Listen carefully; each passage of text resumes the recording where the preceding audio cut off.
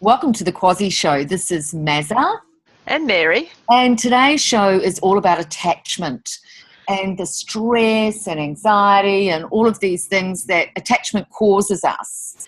Yeah, we're going to talk about what exactly attachment is, how it might happen, and what the consequences are. That's stress and anxiety, those types of things. And the solutions, Mary.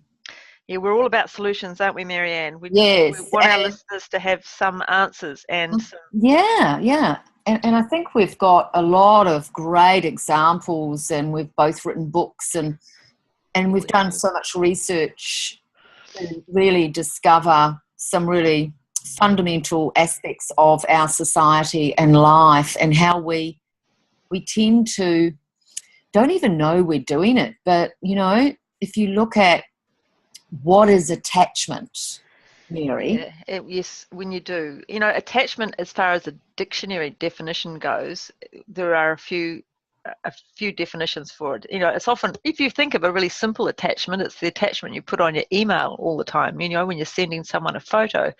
So something that we get affixed to or fasten or link with, that coupling, they're all attachments, and we sometimes don't know how to let go of them, and that's where it becomes tricky.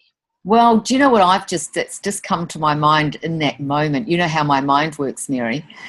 I just got given this really amazing thing that came through an inspiration just then, which is we attach to theories and things and ideas and people because we think that is going to give us happiness.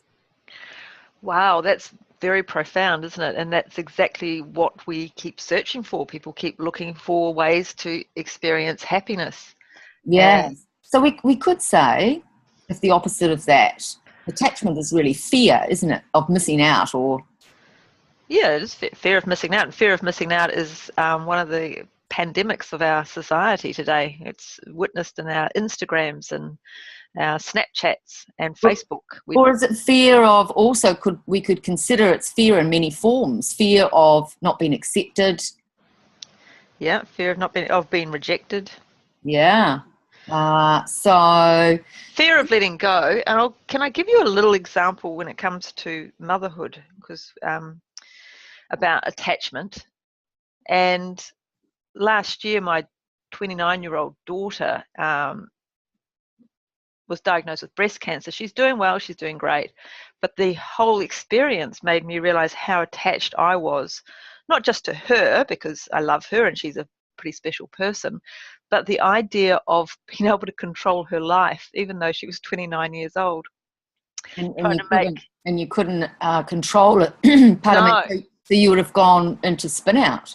Absolute spin out. So I learned a great deal. Fortunately, I've got some tools to help me, but I learned a great deal about attachment and attachment to outcome, trying to reach the end of it, make sure that the pathway for her was exactly how I wanted it to be. And that attachment obviously led into understanding control factors. Yeah, and parents do that when it comes to their children's education, who they want them to be. Who they want them to play with. Yeah. And what's acceptable in society, what school they're going to go to. I remember seeing this TED talk recently. It was ages ago, really, but it was all about that. I think I published it in Ultimate Truth, my book there. But it was all about a young child came up. It was all about attachment and said to his dad he wanted to be a poet. And the father just about flipped out. Oh, wow, yeah. Or a songwriter, or, because they don't make any money. Well, they actually do. I know, yeah, but that's your initial thought as a parent. Yes, so the control, we could say attachment is control. Attachment has certainly a large link to control, and I'm trying to control you right now. Right. Because I love to babble and overtake the whole show. So it's all about me, and that's about control. No, I'm just, I'm very mindful of not having any dead air. And you're the thinker, Mary. I like to have a good think about what I've just heard. Yeah, well, we've got no time to think. It's just got to flow through. No attachment, Mary, to the outcome. So the opposite of attachment, or the flip side, as you and I have chatted about before, is freedom. Yeah. And one of the things that we're trying to do here with this for our audience is enable them to flip from attachment to a space of freedom. Yeah. How do they do that, Marianne? It's all about intention, Mary. Beautiful. And we're going to take a short break and we're going to teach people and give some really amazing examples how you can actually implement this in your life. Beautiful. We'll be back in one moment.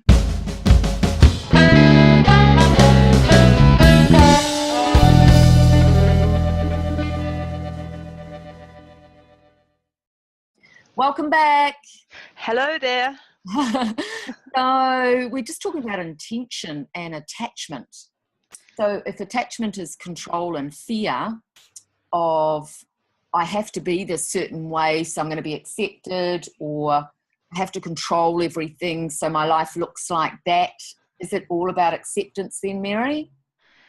Acceptance, and first of all, recognizing that what you're trying to do, whether you're trying to hold on too tight or whether you're trying to control the situation. And then the intention would be to shift to a space of letting go and freedom. Yeah, so we could say that attachment is a very big piece of that is fear. Yep. I'm not trusting the process of life here. I'm not being in flow. I'm not allowing opportunity. I'm trying to create this, and therefore trying to control everything is exhausting on one level, but secondly, that lack of trust and the unseen, the faith that everything's going to work out, you know, like your daughter. And, you know, that must have been terrifying. And of course, when things are out of your control and you've got to have faith, and she's doing incredibly well, then goodness me, wouldn't it be fantastic if everybody could harness that energy and say, look, my intention is, you know, in this moment, I'm going to, you know, really focus on positive outcomes. Yeah, that's right. You've touched on some great nuggets there, Marianne, in just a few short sentences. You've covered fear and what it does. It shuts people down. The trust, even like with my daughter, I was checking on her all the time. So what happens if you're in a romantic relationship and you shut down and you're so attached to how it should be? Oh, you've just hit my favourite subject, Mary. Beautiful. I did this research for this book I wrote years ago. Actually, it was I could call it my divorce book, really. It's a little one. The Cinderella Evolution, and I'm redoing it, actually bringing it up right now with Hay House. I just spoke to them today, and I'm actually doing a whole new revised version. It's going to be a massive book because there's so many pieces in there about attachment and the disappointment and the fixated versions of ourselves and our past that can distort our ability to have trust and be free, and the fear of I need someone to be responsible for my happiness. Yes, and if we are so attached to them being responsible for our happiness and they choose to do other things or engage in other activities, it can create mistrust in that relationship and lead to behaviors that are not ultimately result in a divorce, hence my divorce book. Yeah. And you know, it's really interesting. I even said to the celebrant when I got married, I mean, clearly, you know, I was a commitment phobe and it wasn't a very long marriage, but the point is divorce is on the rise, right? And there's all these ideas that we must fit into this matrix, this box of we must obey and be faithful and all of these things. And the pressure, you know, in the eyes of God and your parents and all these things is so massive. And I said to the celebrant, I reckon we should redo wedding vows for good and just say, look, I have an intention, you know, I'm going to love you. I'm going to do my best. And, you know, like, just don't hold me prisoner. You know, well, that's the ultimate expression of love, is actually being able to let go and to trust. That is how love is expressed and how love is experienced.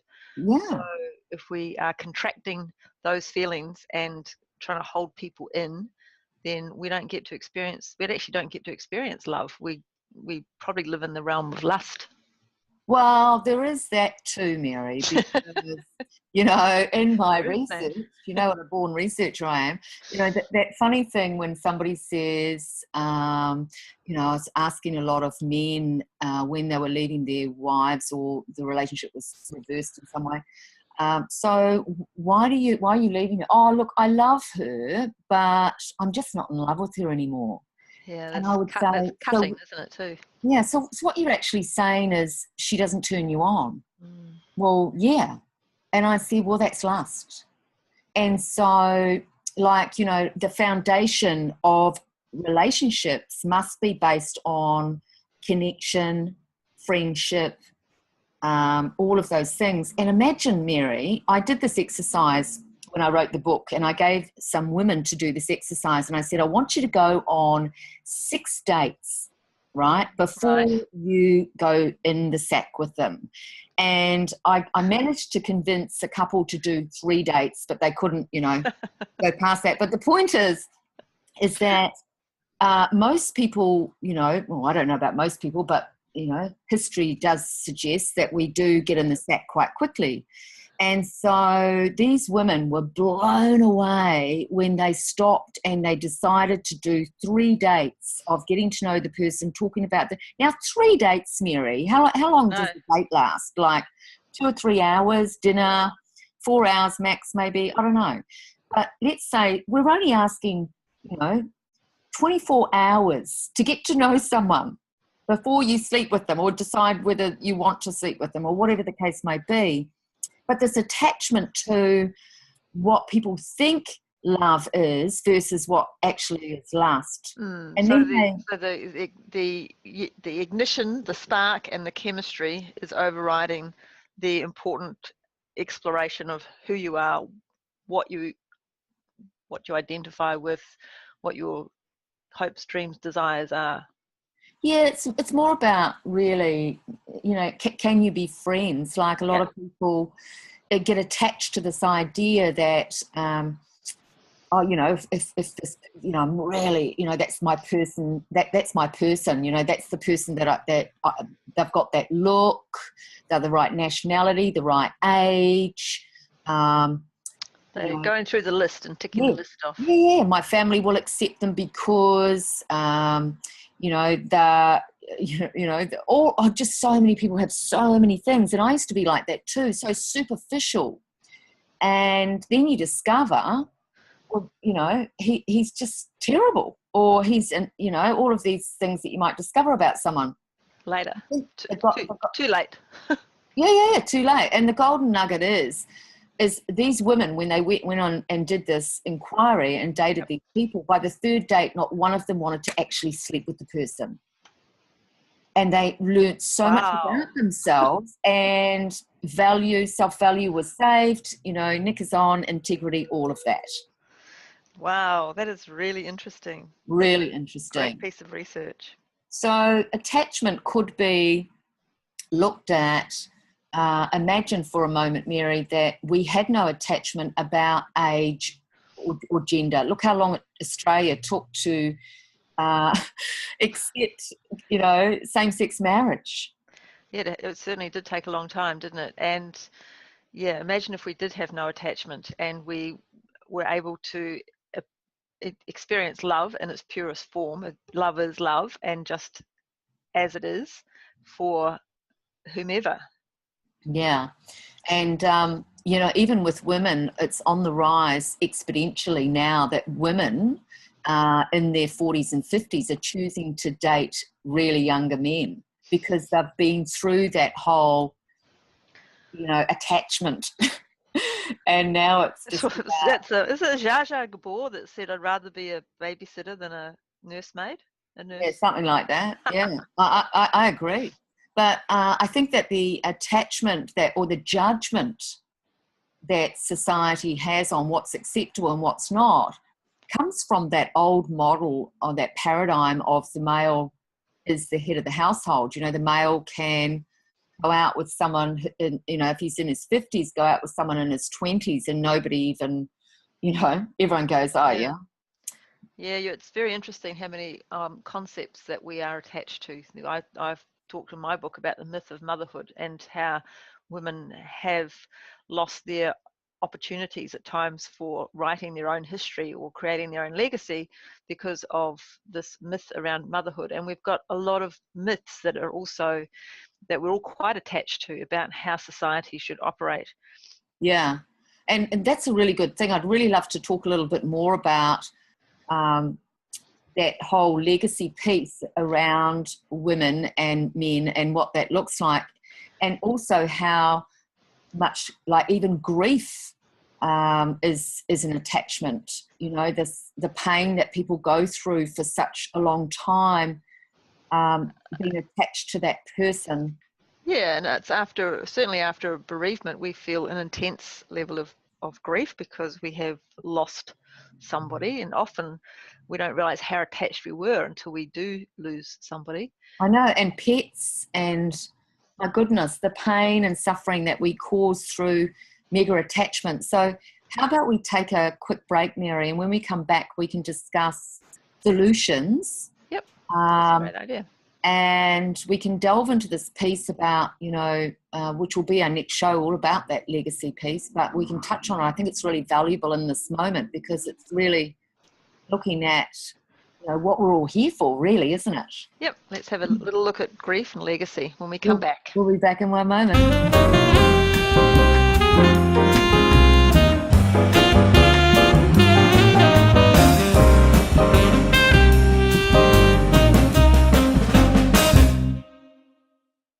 Welcome back. Welcome back. So just leading on from that, Mary, we're talking about attachment, and the opposite of that really is to have a really clean part of life is intention. And I think that brings up that valuable piece we're discussing about grief, and it can come in many forms, can't it? Yeah, it can. Grief, obviously, if we suddenly divorced, if our marriage breaks down irreconcilably, or we lose or a boyfriend and girlfriend situation, you break up and one of you decides to be with someone else. You lose someone close to you. Yeah, through death. When things simply don't work out how you expected them to. I actually had a friend that phoned me in the weekend, and it was awful actually. She was sitting on the bathroom floor in Berlin. She'd been on a tour, and people weren't being nice. Like, she was really feeling a lot of pain and from around her, and loneliness, which we've touched on before. But interestingly, she had visited the concentration camps in Auschwitz. Yeah, that'll do it. And yeah, she felt an enormous amount of grief.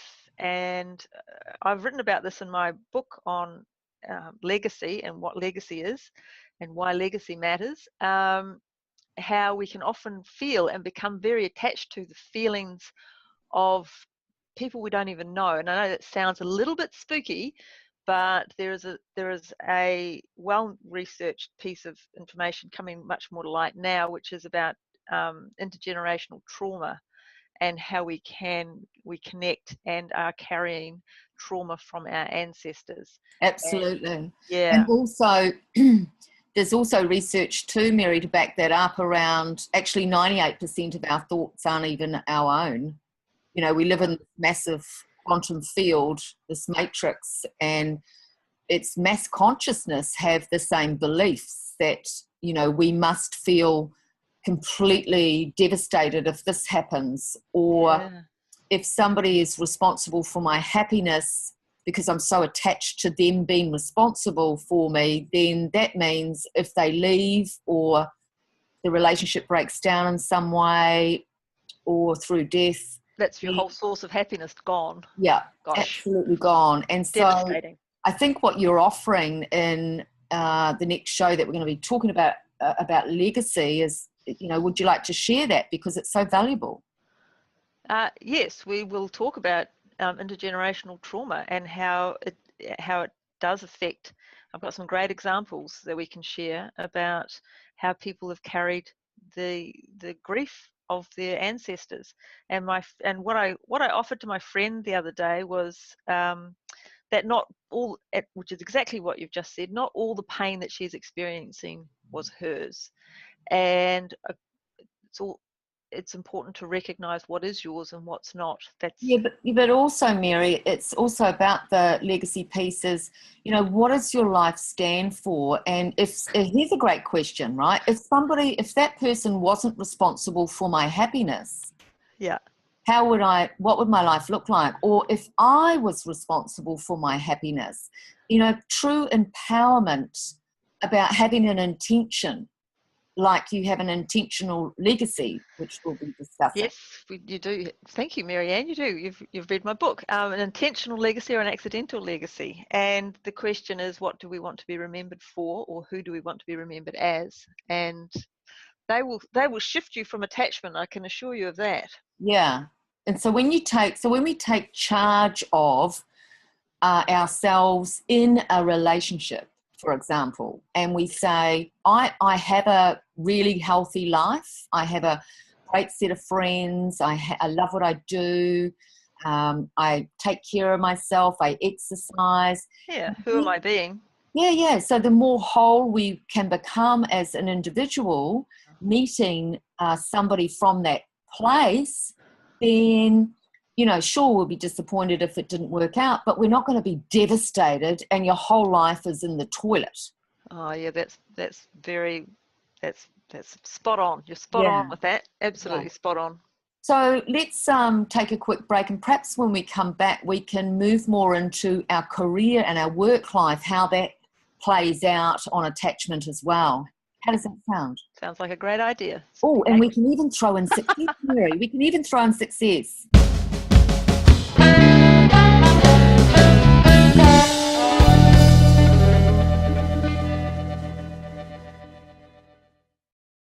Welcome back. Welcome back. Welcome back. So that was really a great setup we can use the example of attachment with our careers and our success. What does success mean in our work? And how we create some intentions around how we'd like our work to be and what success we'd like to experience. Well, I think the whole society is attached to, if I have this, that will make me happy. It's once again using situations, clawing up the corporate ladder, working 80 hours a week, having 50,000 emails in your inbox. Yeah, it makes you feel important. Yeah, well, whatever it's making people feel, the latest Gallup report shows, Mary, that only 15% of people are actually engaged and love what they do in the workforce. And that goes from tradespeople right through to corporate people globally. So we could say that attachment to career needs to have a relook. Certainly needs to have a review, doesn't it? We need to look at what am I doing and who am I being. Yeah, but what's my attachment to success even look like? Yeah, why am I doing what I'm doing? Why am I in a role that I hate? Yeah, with a company I don't like, have no respect for, selling stuff or creating stuff I don't even enjoy, and then I go home just to pay the bills, and then I get wasted in the weekend just to cover up my stress, and the cycle continues. It's not very healthy, Mary, I can tell you now. So the question or the solution around attachment to the idea of the workforce or work life that we create for ourselves, and parents put a lot of pressure on their children around this as well. I mean, clearly they're only wanting the best for them. Yeah, they do. They want the best, but it does start very early. We put a lot of pressure on. You do realise what are you going to be when you grow up? Yeah, because kids at private schools are getting the top education, and yet they have tutors. So they're spending, I know one young lady that spent 39 hours a week doing homework. Wow. And, different cultures have that really strong attachment to, you must be successful and make me look good as a parent.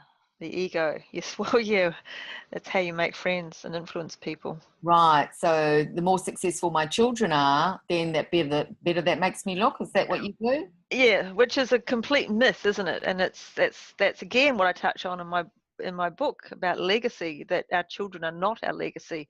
And as soon as we give up that whole idea, then the freer we'll be to actually create an impact. Yeah. So if we go back to the inquiry about what is attachment in the workforce, we've already sort of identified the freedom of how we could perhaps let go a little bit more in relationship, and just to even recognize the judgment we are creating. Yeah. And have an intention across the board, whether it be relationship or our work life, that we just want to be healthy, have fun. I mean, we're here to have fun, Mary. We are here to have fun. We're also probably here to learn and to share ourselves. And help others and be creative. And, yes, be creative. And so what does success mean to people? What's the attachment around money and success? And perhaps, you know, as long as we're healthy and we're creating a good flow of income and we can do what we want when we want, that's the whole desire. Yeah, it doesn't matter that we're whether we're climbing the corporate ladder and, you know, wearing the flash clothes or the labels. Yeah, the labels. The labels is massive attachment, isn't it, Mary? Yeah, that's what the advertising is built on, making us, they create a need and then give us the means to fill it. So we are on the hamster wheel, running round and round in circles, trying to find happiness and working our arse off. Yeah. To have the best label. Yeah. So you can say, look at me, I'm successful, but I'm an alcoholic because I have to drink so much because of my stress. Yeah. Or I'm on antidepressants because I'm so depressed with my life, but I have to make my father proud, or my, you know, society accept me. And, you know, I've even known people, Mary, that I've coached that actually are with somebody out of impression, but they're in love with somebody else. Wow. Okay. So that I would refer to as a kind of breakdown of integrity, where you've, you know, obviously they probably feel guilt and stress around that. Shame. Yeah, and shame. Yeah, but it's all about pretense and ego and the society of class that we've been brought up in, that it's all attached to labels. You know, are you good enough? Are you not good enough? And it's like, screw that. Yeah, so making a change for people isn't always easy, and sometimes those situations require, be it a work situation or a relationship situation, to make a change and shift away from this attachment requires pretty honest conversations with other people. And courage. You know, and I think the solution here is recognizing just how to even tap into that courage center, that vulnerability and the heart, because ultimately, if we're living in our head and we're trying to fit into society's rules of what's right and wrong, good and bad, what's acceptable, what's not acceptable, will I be liked, won't I be liked, all this bullshit, is what is the cause of all our suffering. Yeah, what is the cause of all our suffering? Mary.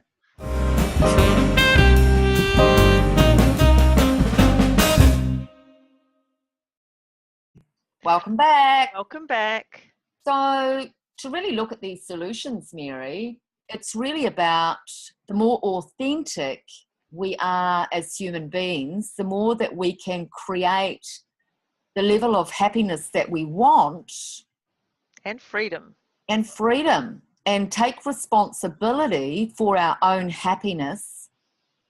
So and guess what, Mary? The more we do that, then the more of ourselves we've got to give to another. Yeah, it's quite bizarre, isn't it? The more you let go, the more you have. Yeah. Yeah. Wow. I mean, it's my turn to be profound.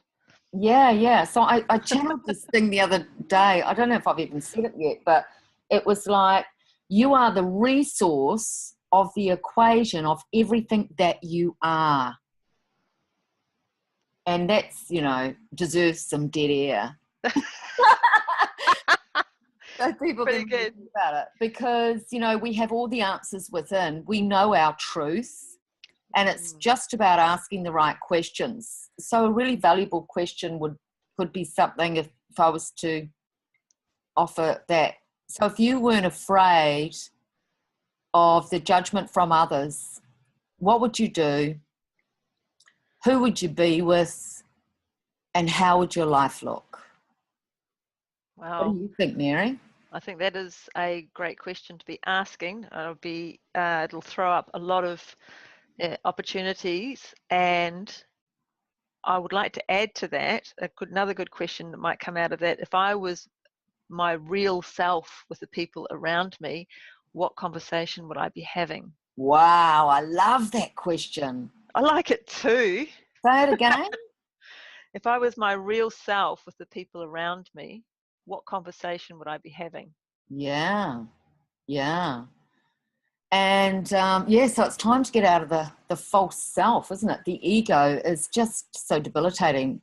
And how we're evolving, there is no age, gender. I always say to people, we've got the same coloured hearts, we've got the same coloured palms.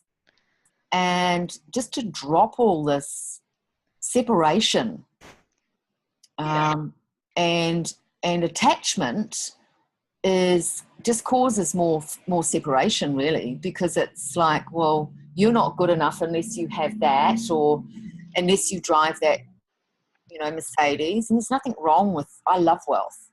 It's just that, imagine that there was somebody just so different from your thought pattern or idea that wants to love you as much as you want to love them, or you were brave enough to go out there and create the role of your dreams in full faith that you would attract the right people so you could live abundantly.